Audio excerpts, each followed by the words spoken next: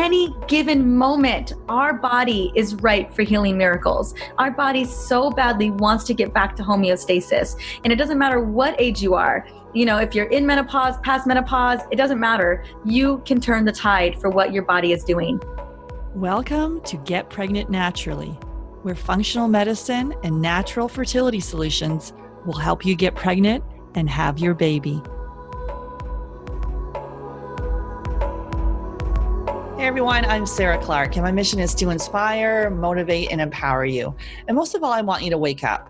So with functional medicine, we can discover what causes infertility and eventually reverse the condition. Today, I'm welcoming Dr. Marissa Snyder to the podcast, and we're digging into balancing hormones with essential oils.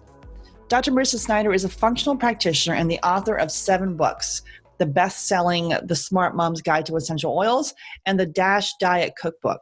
Dr. Marissa's newest book focused on balancing hormones with the power of essential oils, and it's called the Essential Oils Hormone Solution. For the past 10 years, she has lectured at wellness centers, conferences, and corporations on hormone health, essential oils, nutrition, and detoxification. She's been featured on Dr. Oz, Fox News Health, Mind Body Green, and many publications.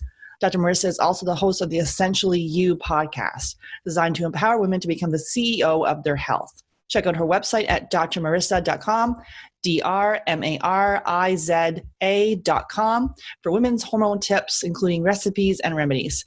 Before we jump into today's show, don't forget to hit the subscribe button on iTunes or wherever you're listening to this to make sure you never miss an episode. Hey, Dr. Marissa, excited to have you on the show. Thank you so much for having me. I'm so happy to be here today. Yeah. So I find most people that have their own story as to how they came to this work, and I know you do. So if you could share that story with us. Absolutely. So my story, there's a couple stories, but I'm going to start with the second one because it really is what led me to do my work. About 10 years ago when I was in practice, I was mostly a family practice, but to be honest, it was a lot of women in 35 and older who, you know, all of a sudden changes were happening in their bodies and they really didn't understand what was going on and they weren't getting a lot of answers that they were looking for. And I feel like we really weren't having, I feel like hormones were kind of taboo even 10 years ago, or we just weren't having those conversations. And I myself, in the midst of taking care of these amazing women, where I kind of had my own major health crisis. I ended up getting severe chronic fatigue, and I had basically worked myself into the ground for many years, and it finally just caught up with me, and my hormones took a major, major hit for that. So I had digestive issues, horrible PMS. I had chronic fatigue syndrome. I had, oh my gosh, migraines were coming back again. And that was kind of my first story, was my kind of overcoming those migraines after 15 years. That kind of led me to just being a functional doctor. But my migraines came back, which was really scary for me. Just a lot of symptoms at once. And I was like, I felt like I was under siege is what it felt like. I was like, my body is really unhappy with me right now. And when I was looking around and trying to find solutions for myself, I found that, you know, the status quo medical community really didn't have answers for women. And they just kind of sent us on our own. You know, a lot of times, you know, test results were turning out normal or relatively normal. Or they was very subclinical.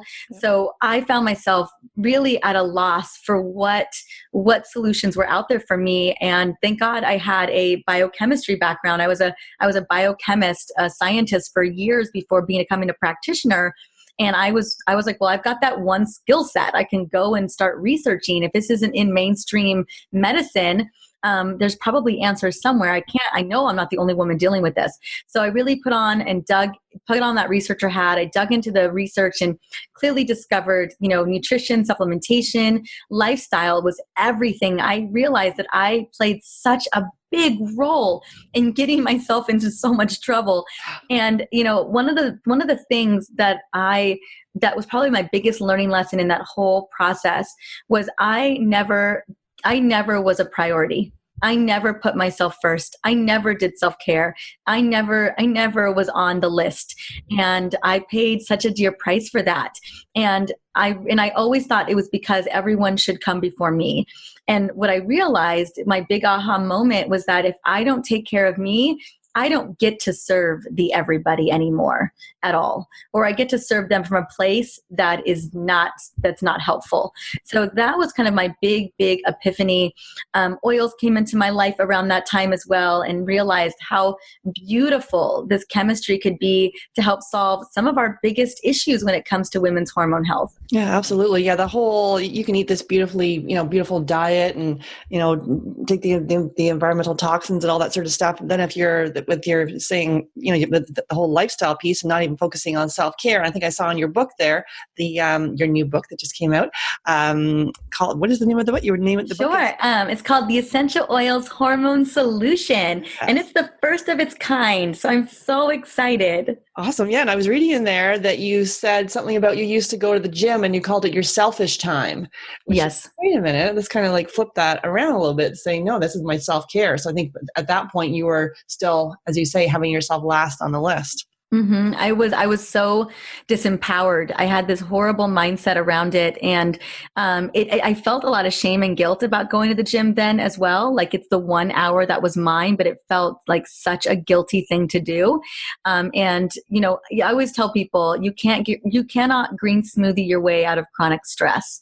You can't eat your way out of chronic stress. I mean, yes, antioxidants can help with free radical damage and help on cellular support and help with mitochondrial function, but at the end of the day, you can still be a Tasmanian devil with lip gloss and be running out the door with a green smoothie because, girl, I did it. I did it for years and I still wasn't well. Yeah, and you talk about migraines. We see a lot of people that are struggling with infertility. They have chronic migraines, digestive issues, and all these sort of things. It's kind of like they don't really piece it together that this is actually could be a reason or a clue as to why they're struggling to get pregnant or carry a baby to term. So really taking that functional approach, which I know that you do. And so as far as looking at hormones and so how do our hormones become unbalanced in the first place? It's sort of a very big question, but maybe generally if you could talk about how they become unbalanced. Absolutely. So there's a couple things that happen when it comes to our hormones becoming unbalanced. I think one of the biggest things that leads to hormonal imbalance in the body is stress. And we're talking about chemical, physical, or emotional stress. I think the one that is the most recognizable for us as women is the emotional or the mental stress, right? The perceived stress. And what a lot of us don't realize is that, hormones are just these beautiful chemical messengers that are really just trying to mediate the lifestyle that we're living. So if you're heading on this way or you're eating this thing, your hormones are like, okay, well, we got to figure this all out. We got to make this work.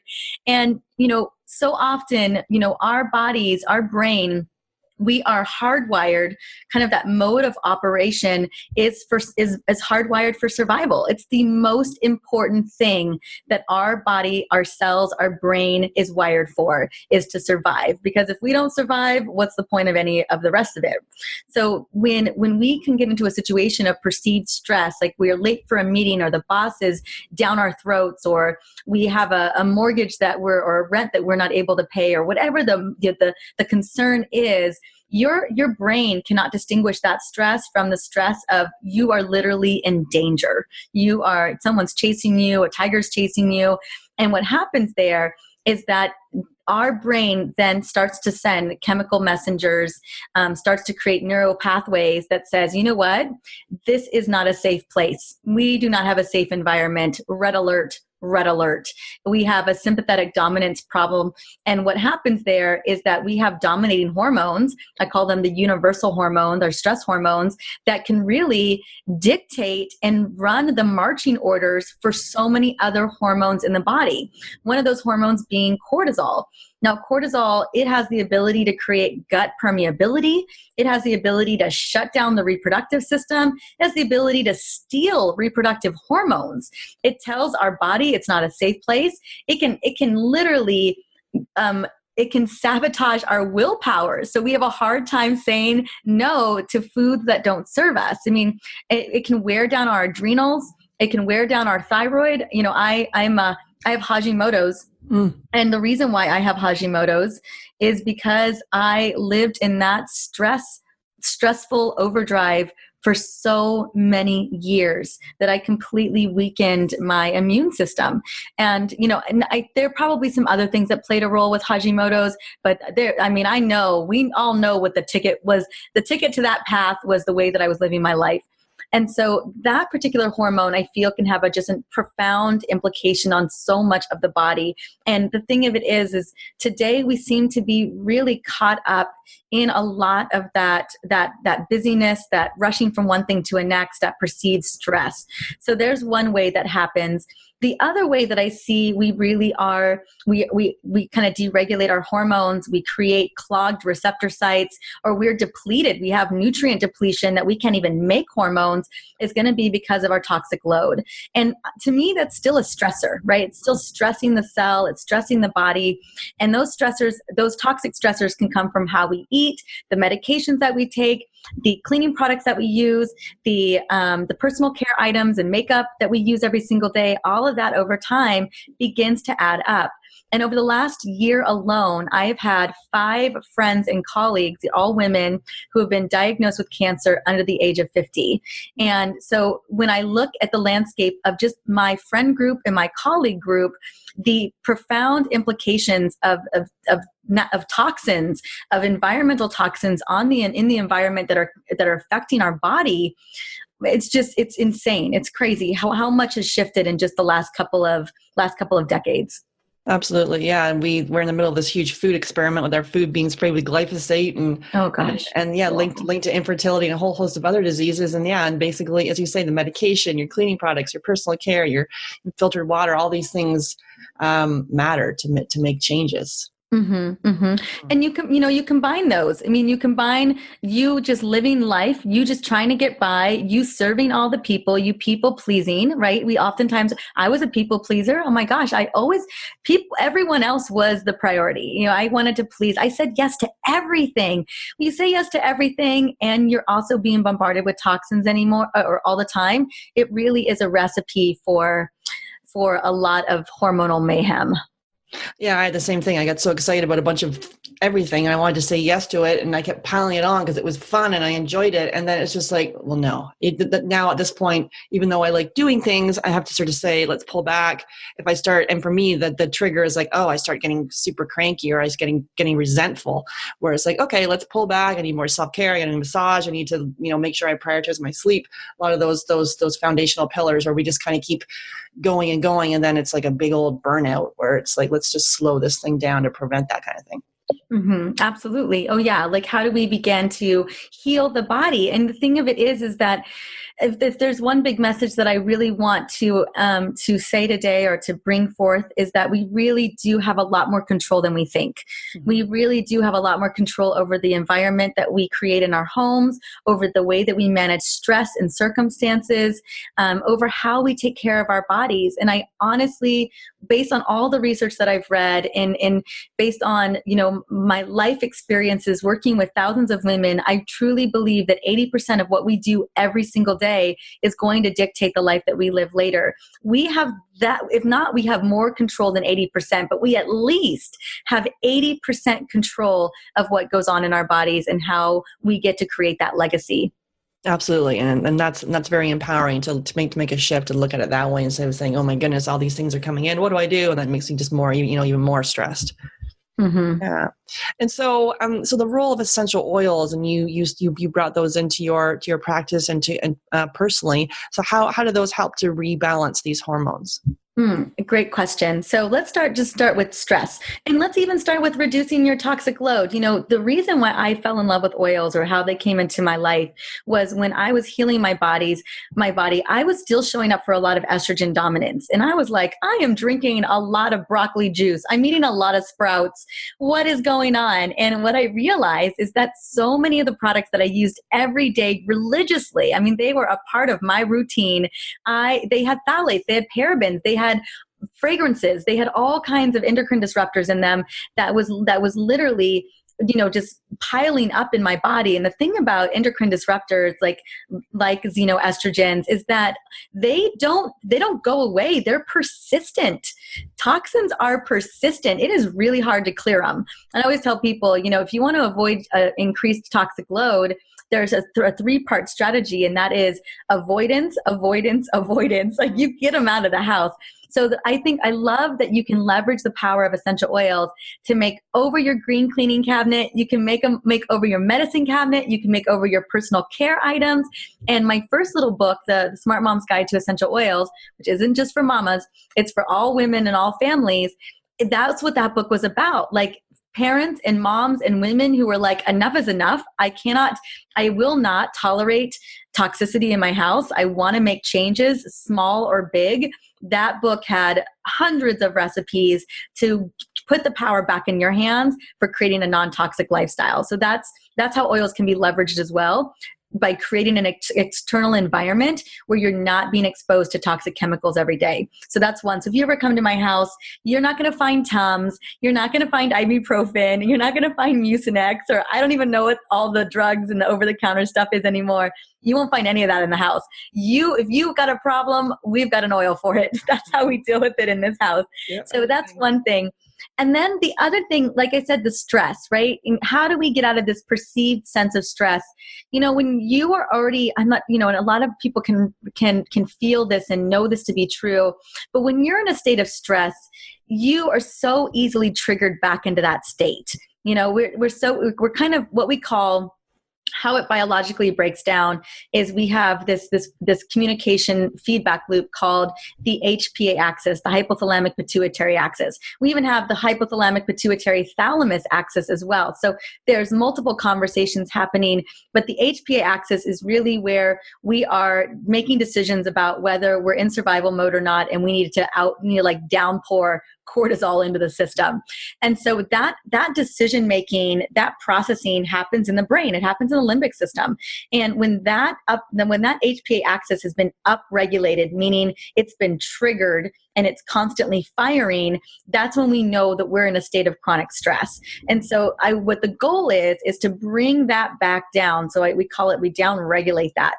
And one of the best and most profound ways, and mind you, therapy is great and meditation is great and breathing techniques are great, but I can't tell you how many times a woman looks at me like, you want me to do what? You think I've got time for that kind of thing? And so oils are so powerful. They are so instantaneous. They are they can move and shift and disrupt that HPA axis. They can disrupt the stress response in literally a matter of seconds. It doesn't take a lot. You don't have to do a whole thing. It's just a matter of taking a couple of oils like bergamot and lavender, breathing them in real quick, and that chemistry, whether you like it or not, which I think if you were doing the whole process, you would be very intentional in wanting to do it. But if someone was diffusing these oils around you, they could literally sabotage you out of a stress cycle. It's true. I have oils going in my bedroom, and I love them because I used to think they were more, not a luxury, but they're really more of a necessity, and kind of adding, as you say, to your cleaning products, your medicine cabinet. So really, so then for this, so for bergamot and lavender to be able to then instantly just get into that parasympathetic state, then is that what's happening? Yes, we're moving you into that. So we are shifting gears from a sympathetic nervous system mode, so fight or flight, and we're going to shift you into parasympathetic. And there are like I said, there's very few things that unconsciously, chemically wise, can do that for you. And that is what oils can do. And you can. That's why they're diffused in hospital settings. That's why they're diffused in hospice care. That's why they're utilized in dental offices. The reason why essential oils are being leveraged in that way in these medical environments, it's an unhappy and anxious and worry-filled place in any of those places, And so leveraging the power of essential oils, we know that they can create balance. We know that certain oils will boost serotonin and dopamine levels. We know certain oils will actually boost GABA levels, so that you get a better night's sleep and you turn off the mental chatter.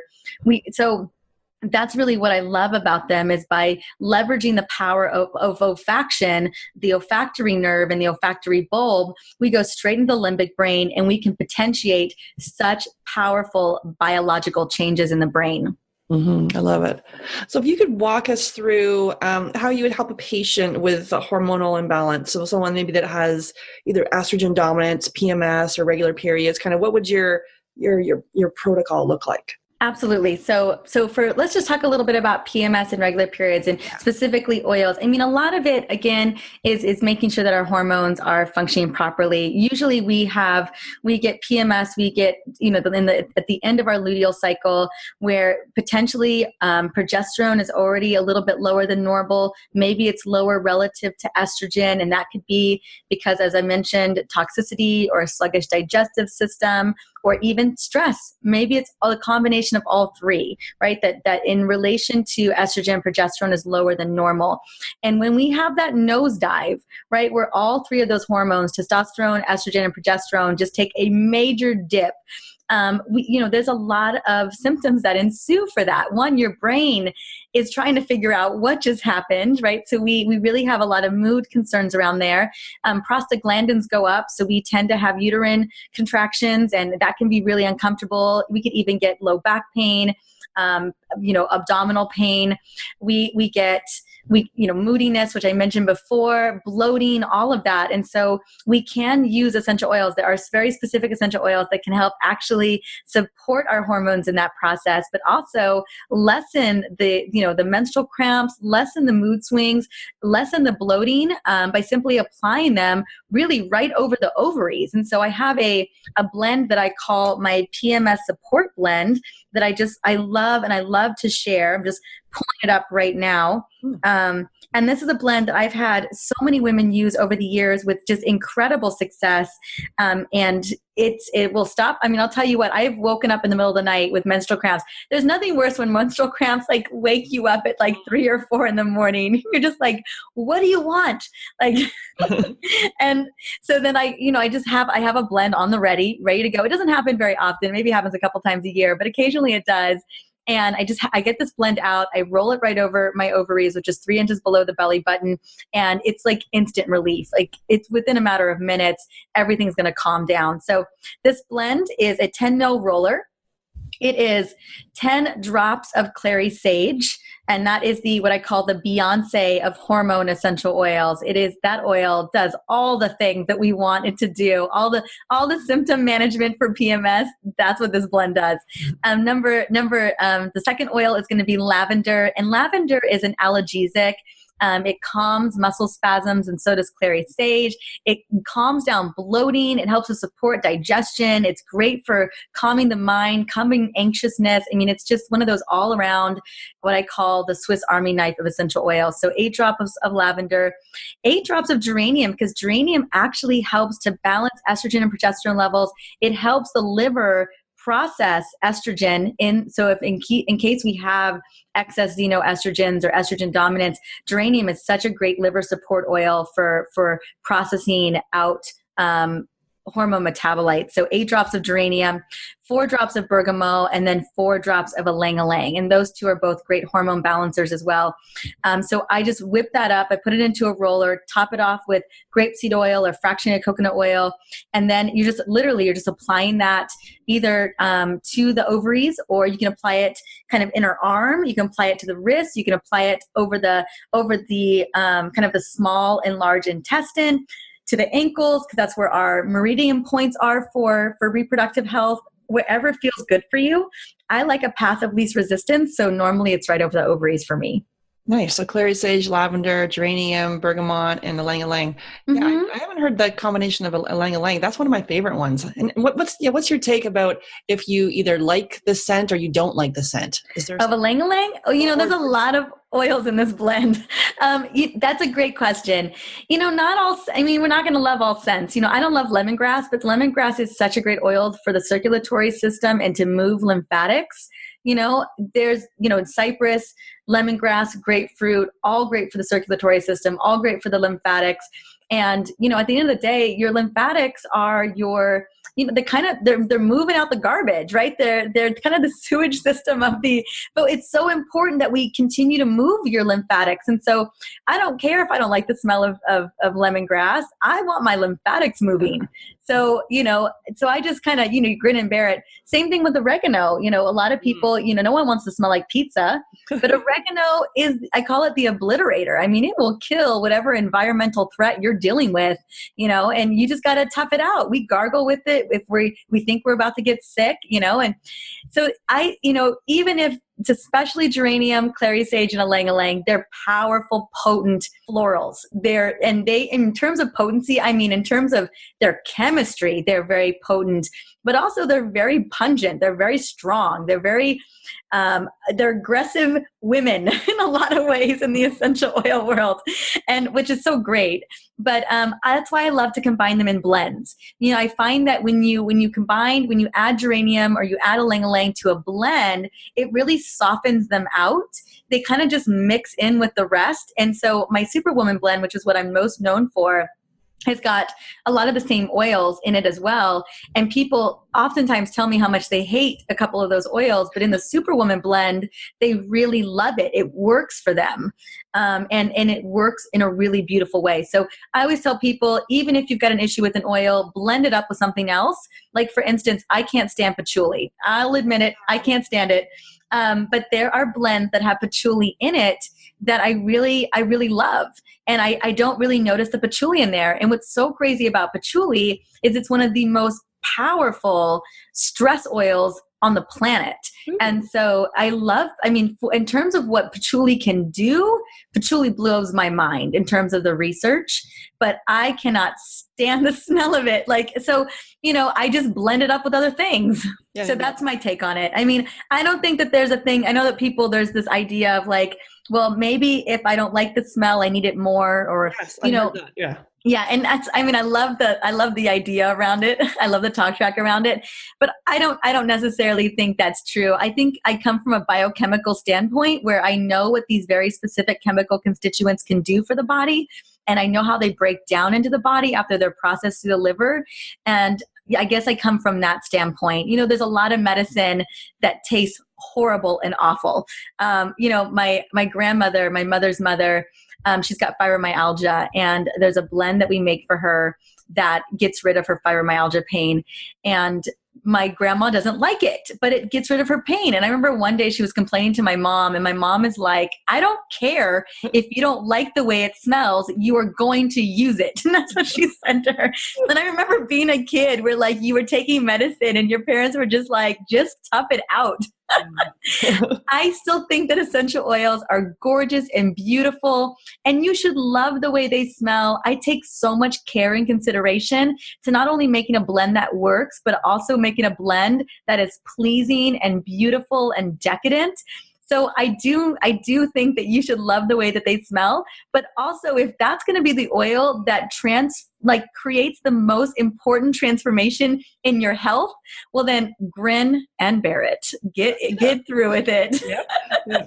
And so as far as kind of that patient protocol, so you're looking at that for PMS and for irregular periods. So that blend, is there anything, so it also, you're also obviously looking at that toxic load, which you talked about. So looking at those, so are you looking at food sensitivities, or are you just, what's your protocol there? Oh, absolutely. I mean, yeah, I have a full 14-day hormone detox that I recommend to people. And a big part of that plan, a very extensive part of that plan is inside of the book. My goal, when it comes to hormone support, is, are we reducing inflammation? Are we making sure the cells are functioning? Are we clearing receptor sites? I think the biggest way that we upgrade our health is through a detox, because food is one of the most profound ways to actually reset our hormones. Hormones like leptin, insulin, cortisol, progesterone, thyroid hormones, all of it. And I'm looking at the entire integrative process. So for me, when I'm looking to reset hormones, a lot of foods have got to go. Hormone sabotaging foods like red meats, dairy, gluten, and anything that may be a food allergen. In my program, there's no eggs, there's no sugar, there's no alcohol, there's no caffeine, there's none of it. I mean, we take it all out. If what you're eating has an ingredient list, you're not allowed to eat it. Yep. That's how, none of the things that are on my detox list should have a label of ingredients on it, right? Unless it's like coconut milk. And then it just better say coconut milk on the ingredient list. Anything extra is a no-go. So food is a major part of that. I think supplementation is also a really important part, and everyone's body's a little bit different depending on what nutrients. Most times I see that women are depleted in magnesium, they're depleted in vitamin D. They have depletions in their activated B vitamins. So those are things that I think are an absolute must to take. And then for me, because of Hashimoto's, I take ferritin and I take adaptogenic herbs. There's so many more things that I take, omegas, because of my particular circumstances that I got to be really mindful of. So it's important to kind of know what your body needs. And then the trifecta for me is food, it's self-care, and it's essential oils. And when you put those three things together, you have the most powerful, the solution, the most powerful blueprint for getting your hormones back on track. Awesome. Do you do any gut testing in your protocol at all, or? I recommend people go do gut testing. Again, this is a book, and I'm not personally seeing patients. Okay. So it's just a program that I have people running through. I'm not even requiring supplements because everyone is individually different. So I'm not running personal gut tests, or I will recommend, to go to get a functional practitioner, to go do a Dutch test for your hormones, to go get a gut test to see if you've got any hidden infections. But I'm not personally demanding or requiring that for my program. Okay, perfect. Okay, so, and as far as some of your favorite essential oil recipes, you said what you're known for is the Superwoman one. What is that one for? Yeah, so it's I call it hormone magic. It's very similar to the one we talked about for PMS, but women can use it in perimenopause. They can use it post-menopause. That blend is great for regulating hormones, supporting our hormones. It is great for emotional well-being. It's great for stress. It is great for menstrual cramps. It's great for hot flashes. I've seen women use it for anxiety and depression. I've seen all kinds of wonderful ways. And the reason for that is that this blend, kind of similar to the one I told you a little bit ago, is that every single one of those oils have their own beautiful chemical properties that, again, are adaptogenic inside of the body. And your body gets to decide really what goes down. So that blend, another 10 ml roller. I also think in terms of a Superwoman blend, it is like a zone of genius blend. So if you're feeling down and out, or you're feeling depleted, or you're feeling like a zombie, and you just need a little something to kind of kick you back into gear, this is the blend that, we see women using all around the world with great success. I've heard that it helps with acne because of the geranium. I've heard that it helps with cravings because it's turning off the cortisol. So there's just, every day I get these stories and these testimonials about this blend depending on what somebody needs. So yeah, isn't that great? And I use it every single day. I really use it to get into my zone of genius, to give me that little extra something that I need to show up in the world. And that blend is so hardwired to my neurochemistry that anytime I even touch that oil, my brain and my body is like, oh, hell yes, sign me up for this. My body loves and relishes this blend so much. It's just like, oh, we're about to do something amazing right now. We're about to put this oil on.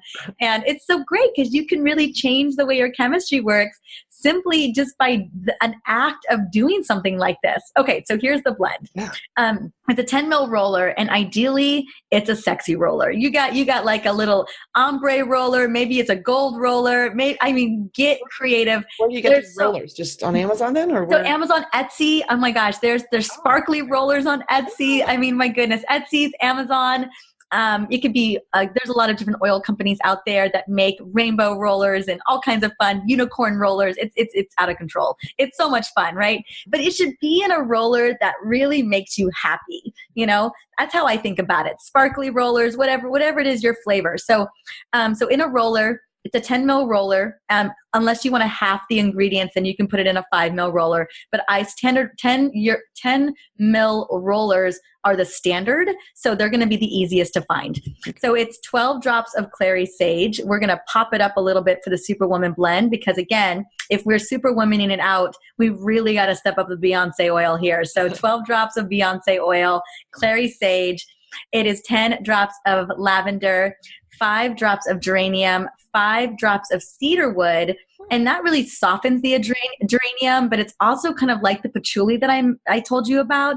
Cedar wood and patchouli are very similar. So instead of patchouli, as you know how I feel about that oil, we put cedar wood in instead, and it's very soft, but it's really great for stress levels, for emotional disrest, trauma. Cedar wood's amazing. And then we've got ylang-ylang. So 4 drops of ylang-ylang. It sweetens it up. Ylang-ylang is great for boosting testosterone, great for stimulating the pituitary gland.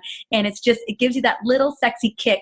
Now, if you really want to double down on making a Superwoman blend, these are optional oils, but I'm going to share them with you anyway. That is officially the blend, the one that I just gave you. But if you really want to kick it up, I do 4 drops of jasmine and 4 drops of rose, because the queen's oils need to be in the blend too. So rose and jasmine are the queen bees as far as I'm concerned in the essential oil world. So those 2 go in there as well. If you want, you top it off with coconut oil or grapeseed oil, and you roll it wrists, ovaries, inner arm, on the neck. This is my ultimate perfume. It can be on the ankles. Really, wherever it really serves you is where I would put it. How often would you use it? Well, you're asking from a girl who uses it very often.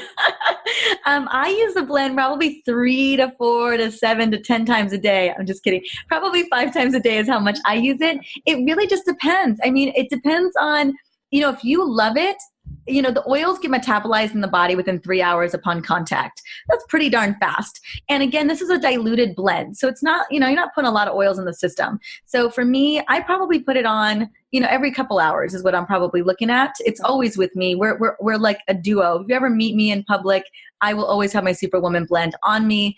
We're the dynamic duo.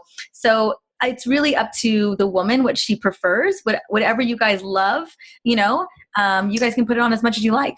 Awesome. So clary sage, lavender, geranium, cedarwood, ylang-ylang, and then optional rose and jasmine. Awesome. That's right. Yes. Yeah. Okay. And so as far as you recommend some rituals in your book, what are some recommended rituals that you want to share with us? So probably I love rituals. I think that life should be punctuated with rituals. I think women deserve rituals and self-care and relish in all of it, because one of my philosophies is that healing does not have to be painful, right? I think so often we thought that it did, or I know I grew up thinking that it did, and I don't really want to continue to perpetuate that idea.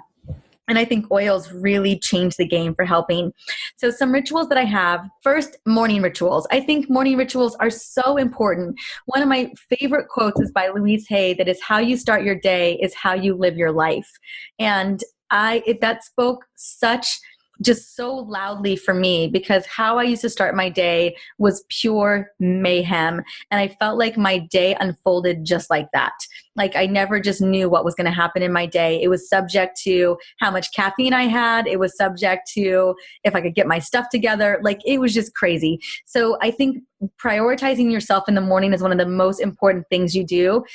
Just simply setting the tone for what you want that day. Just saying out loud, this is what I want to have happen. This is how I want my day to go. Drinking a big glass of water with lemon juice in it to set the digestive system, maybe a little bit of apple cider vinegar, blend up a green smoothie. I'm such a green smoothie girl. I've been doing them for over 11 years. Using your oils. I have this abundance blend that it's in my shower. It's a little spritzer. So I shower in the morning, and it's a combination of Douglas fir, wild orange, and frankincense, 10 drops of each, and a 2-ounce spritzer with distilled water. And that oil, it gets me in my zone of genius.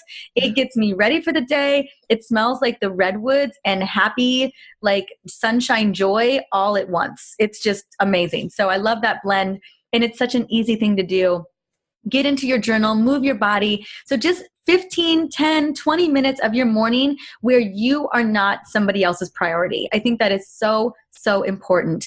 And then as equally as important as to start your day off right, it's so important to end your day as well. So have a sleeping ritual, have a wind down ritual. Oils are so profound for this. They can shut down the mental chatter. My favorite combination is lavender and vetiver, or clary sage and Roman chamomile. You really can mix them up and play with it. There's so many great sleep oils out there. But by just just setting the diffuser, adding a couple drops of each oil in there and letting it run next to where you're doing whatever you're doing is just such a powerful thing that you can do to make sure that you get deep, restful sleep. So those are some of my favorites. And have your oils on you at all times. Have them in your purse, have them in your pocket, have them in the car. Give yourself permission to pause. Probably one of the most important things that we can do is just take a moment, reset before we move into the next thing so that we can kind of recalibrate and refocus what we're really here to do. And ask yourself questions like, is this serving me right now? Or what would bring me a lot of joy at this moment? Or what does my body really need so that I'm in my best place? Asking yourself questions like that on a day-to-day basis, maybe just even in the morning or at night before going to bed, really gives an idea of what your body needs and what really brings you joy. I think those types of questions are how we steer how we treat our bodies in the long run. I love that. Yeah, the pausing part is important because sometimes you just go along in this kind of frenzied, lifestyle. You don't even know what it is you're doing. You have no idea. It's so unconscious. You don't even know how you got from here to there, And one of the things that used to happen to me as I suffered from this rushing woman syndrome is that I would rush to things and I didn't even have to be at those things. I didn't have to be there. I had to be there at a certain time. I was just so hardwired to rush from one thing to the next. My life was a blur. I was the same. I remember in high school, literally rushing down the halls. I don't know where I was going, but where were you going? First, I was going there fast, and I'm like, "What is it?" So and then it just catches up to you after a while, and it's like, "Wait a minute!" So to be able to pause and say, "Is this serving me?" And I like you're the ones for the morning. You had the dragon. What was that? My abundance blend. It was Douglas fir, wild orange, and frankincense. Mm-hmm. And then for the sleep one was lavender and vetiver. And I think, isn't vetiver good for insomnia? And I'm not sure. Oh my gosh. Yeah. It is knock your booty off. You will pass out. Like if my husband's staying up too late and I really want him to go to sleep, I go and put the diffuser on with vetiver and lavender. You can sabotage people. You can make them fall asleep even if they didn't want to. Like that's how powerful this chemistry is. Vetiver is a powerful neurological oil, a neurological tonic. It's also a powerful sedative as well. And there's great research with Alzheimer's and Parkinson's. It crosses the blood-brain barrier. It has an insane amount of sequiterpenes, which are great and beneficial for our neurotransmitters. And so, vetiver is just one of those power players.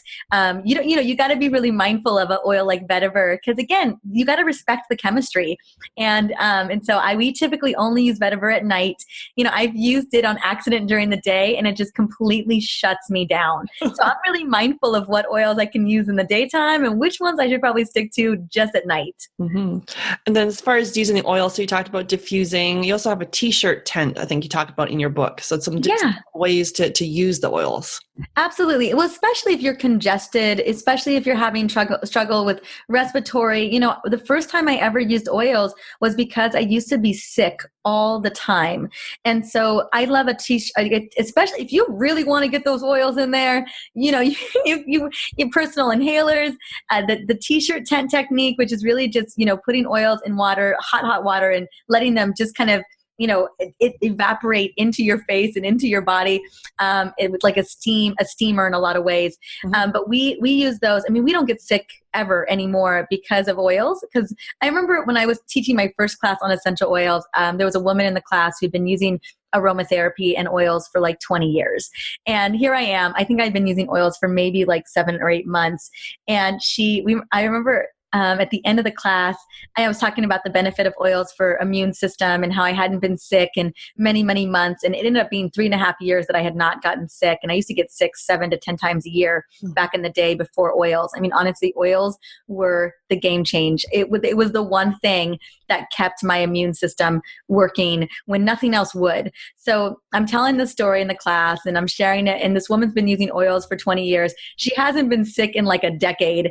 And she's just like, no, that's the thing. You keep oils in the system. You're always using them. They're always fighting viruses and bacteria, whatever's going on in the body.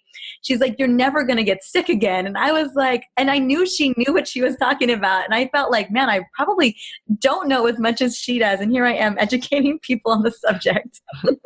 And so, I know, and I've got a cough right now and getting over the flu, which I literally, I don't normally get sick either, but this season has got me just on my butt. Anyways, so I just suffered through the flu last weekend, just not taking anything, but had the essential oils going. But do you have any ones that you recommend for if sort of cold and flu season for that t-shirt tent? Oh, absolutely. So the combination. So big old bowl of water, like I would say a bowl that would, that would do two. I know this is different metrics. Yeah, a decent sized bowl. How about that? Let's just say that enough where you can kind of get your face in it. Don't boil the water because again, oils are volatile and they will get destroyed. Their therapeutic properties will get ruined if the water is too hot. So have it below boiling because you want the therapeutic benefits. And what I would do is in a pretty decent sized bowl, I would do 3 to 4 drops of eucalyptus. I would do 2 drops of lemon oil and 1 to 2 drops of oregano oil. And you kind of mix it up in there. Put the towel or the t-shirt or whatever you want over your head and just start as much as you can, breathe those oils in. One, lemon, it breaks up mucus. The oregano and the eucalyptus go in and just start wrecking shop. Like they will just start breaking it all apart, start destroying the biofilm. I mean, they go in and handle business when it comes to whatever infection or whatever's going on there. And then eucalyptus is also great for opening up airways, expanding the lungs, and ensuring you're breathing better. So those 3 oils, different properties, but they work together in such a big way. I mean, you will be breathing very, very shortly. So eucalyptus, lemon, and oregano. What were the? How many drops again were there? 4 drops of eucalyptus, about 3 drops of lemon, and 1 to 2 drops of oregano. Oregano is a hot oil. I mean, it stings the nostrils. So I mean, you're gonna feel that oil go to work. It's gonna crawl into your sinuses. I mean, that oil is no joke, but it clears it out. And so that's my technique. Awesome. And as far as any resources that you'd like to share, anything that you're kind of obsessed with right now, we'll obviously might put a link to your new book, but anything you're obsessed right now as far as books or websites or apps you'd like to share with people? Absolutely. I mean, yes. If I was biased to one thing right now, it is the book that is out. It's going to be such an amazing resource for women out there, even men too. I mean, there's a lot of great things for guys in there. If you're looking for more oil tips, if you're looking for amazing experts, my podcast, the Essentially You podcast, is great. Another great book that I love, my dear friend, Dr. Jolene Brighton, just came out with a book called Beyond the Pill. She's a sister from another mother. And so those are great resources. And then I would say, I'm trying to think. I mean, there's so many books that I love out there in the world, but that one's one of them that I'm loving right now. And if you guys want to find me, I'm on Instagram, and I am easy to find. It's just at Dr. Mariza. It's at DrMariza. And all of the recipes that I mentioned today are on Instagram in really pretty images. So they're very easy to learn, to grab, to share, to do whatever you want with them.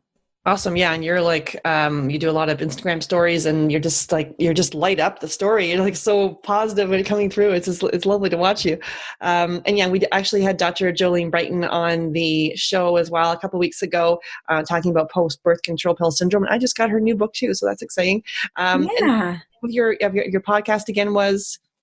The Essentially You podcast. Sorry, I didn't mention it. It's all about becoming the CEO of your health. So getting your power back, writing your story for your healthcare. Awesome. And is there a success story you'd like to share with the listeners? Absolutely. Sure. I would love to share. I think one of my favorite success stories right out the gate was with my mom. My mom had struggled with a lot of hormone problems like myself my whole life. I mean, I knew something wasn't right, but again, it was such a taboo conversation. But when I after I had helped my hormones and I was really doing this work, my mom was struggling with menopause symptoms, hot flashes, night sweats, mood swings, and she was putting on weight, and it was kind of freaking her out. So she went to a doctor. She didn't tell me. She got on bioidentical hormones, and it may have been hormone replacement. I don't remember, but whatever she was taking, it literally sent her into this crazy depression. Like she had a hard time getting up in the morning. Her symptoms were worsening. And finally, after about 3 months of this, she called me me, and she kind of throws in the white towel, and she's like, something's very wrong. And confessed that she was on these hormones and that they were probably making her not well. So we worked with her doctor to get her off, because I wanted her to work with her doctor with that. I took over her care, and in the 3 months, the first just 6 weeks, she dropped 30 pounds. Her depression was gone. She was sleeping throughout the night. She was getting her energy back. She was back to full on competitive tennis. And then over the course of 6 months, she lost like 40 something pounds. She was starting to run half marathons and marathons. It was just this amazing transformation. And now she's 58. Don't tell nobody. She's 58. I just did. And we were with her when she ran a marathon for her 58th birthday. She just ran a 7-minute mile the other day. She gets younger and younger every year. She wakes up at 3:30 in the morning. She goes to bed at like 10 something at night. She runs her business and runs constantly. I think she ran like, I don't even know how many half marathons and marathons last year. I think she's ran like 70 total since then. Goodness. And she looks like a rock star. She looks 30 something years old, and she did not look like that at 51. And so, the reason why I tell this story is at any given moment, our body is ripe for healing miracles. Our body so badly wants to get back to homeostasis. And it doesn't matter what age you are. If you're in menopause, past menopause, it doesn't matter. You can turn the tide for what your body is doing. I love that story. Thank you. Yes. Yeah. So you have a free cheat sheet here for the listeners. So essential oils, recipes for cravings, stress, and fatigue. Can you share with listeners what they'll get in that? Yes, these are my favorite recipes. You guys are going to love it. Almost every woman who comes to me is like, I am stressed, I have no energy, and these cravings are killing me. I feel sabotaged by my cravings. And so what I did is I put together my best, most effective, most tested recipes in this really amazing little cheat sheet. The recipes are simple. I give you everything that you need to go whip these up and literally banish cravings, get your energy back, and tell that cupcake to kick it to the curb because you are not eating it. So that's what that cheat sheet is all about. Awesome. And they can go to join.drmariza.com/essential-oil-cravings-. It's actually shorter than that. So I apologize. It's just drmariza.com. So that's drmariza.com/cravings. That's it. drmariza.com/cravings. Awesome. And we'll have a link in the show notes as well. So awesome. Well, thank you so much for coming on the podcast today, sharing your words of wisdom around essential oils and all things women's health. I really appreciate you coming on. Absolutely. It was my pleasure. Thank you so much for having me. Hey there, Sarah Clark here. So are you struggling to have your baby? First of all, please know that my heart goes out to you. I support couples worldwide who are struggling with infertility to conceive and have healthy babies. Women like Rita, who gave birth to her beautiful daughter after following my fertility coaching system. Or Danielle, who after 2 failed IUIs was able to get pregnant after a Supercharge Your Fertility Discovery call with me. So here's how you get my help for free. So I offer a free Supercharge Your Fertility Discovery call. And on that call, I'll create a plan with you that is going to help you fast track your success. So this call is not for everyone. And I'm really picky about who I get to speak with. And I have a strict but totally reasonable criteria that needs to be met in order for us to move forward. So here's who I can help. So first of all, you need to be able to explore your infertility diagnosis in a new light. So this offers for people who are open-minded, they're coachable, and if you can do that and want to double or triple your chances at the fertility clinic or get pregnant, awesome. So let's get on the phone and chat. Also, you must be an action taker. So someone who's committed to seeing results, you're able to follow directions. Don't worry, I'm not going to ask you to do anything bizarre. But if you're one of those people who like to consume a ton of information, but don't like to spend time implementing and seeing results, then the call is not really for you. So I only want to spend time with people who are genuinely committed to their own success. So just click on the link in the show notes and apply, or go to fabfertile.com and click on the free consult. So it's a really short application that just tells me about your health, how long you've been trying to conceive, and how soon you'd like to be pregnant. So seriously, this is going to be the best time you've ever spent on your fertility. Looking forward to chatting. Talk soon. Thank you for listening to Get Pregnant Naturally. Seriously, it means the world to me that you're here. Make sure you hit the subscribe button so you can be notified of upcoming episodes. I'm excited to offer you a special gift. If you're a U.S. resident, text FERTILE to 345-345. You'll be prompted to enter your email address and you'll receive our fertility yoga download. In this 20-minute intro video, we focus on a calming and peaceful practice to connect back to your heart. These simple fertility yoga poses can help quiet negative thoughts and make you feel more in control. Download it now and get started today. So for U.S. residents, text FERTILE, FERTILE, to 345-345.